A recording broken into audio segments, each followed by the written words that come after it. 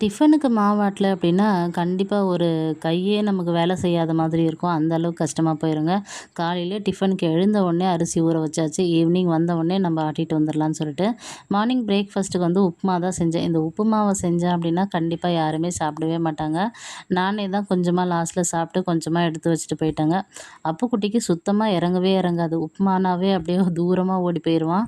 அ அதனால வந்து lemon rice பண்ணியிருந்தேன். அந்த லெமன் ரைஸே கொஞ்சமா சாப்பிட்டுட்டான். உப்புமாக்கு அவனுக்கு ரொம்ப பிடிச்ச தக்காளி சட்னி தான் பண்ணியிருந்தேன். அப்போ கூட அந்த உப்புமா அவனுக்கு சாப்பிடவே பிடிக்கலங்க. எல்லா வேலையும் முடிச்சாச்சு. குழந்தைக்கு வந்து பார்த்திங்கன்னா, மதியம் லஞ்சுக்கு த லெமன் ரைஸ் பண்ணிவிட்டு பொட்டேட்டோ ஃப்ரை பண்ணி கொடுத்தேன். மார்னிங் பிரேக்ஃபாஸ்ட்டுக்கு வந்து உப்புமா பண்ணிவிட்டு தக்காளி தொக்கு வச்சுருந்தேங்க. எல்லா வேலையும் முடிச்சுட்டு இன்றைக்கி வந்து செவ்வாய்க்கிழமைங்கிறதுனால பூஜை முடிச்சுட்டு போகலான்னு சொல்லிட்டு இட்லி பூவெல்லாம் பூத்திருந்தது. அது வந்து பிச்சி பூன்னு சொல்லுவாங்க இல்லையா? அந்த இட்லி பூ தான். இட்லி பூவெல்லாம் சாமிக்கு வச்சுட்டு விளக்கெல்லாம் ஏற்றிட்டு சாமி கும்பிட்டுட்டு அதுக்கப்புறம் நானும் சிறப்பாக ஸ்கூலுக்கு கிளம்பிட்டேன்.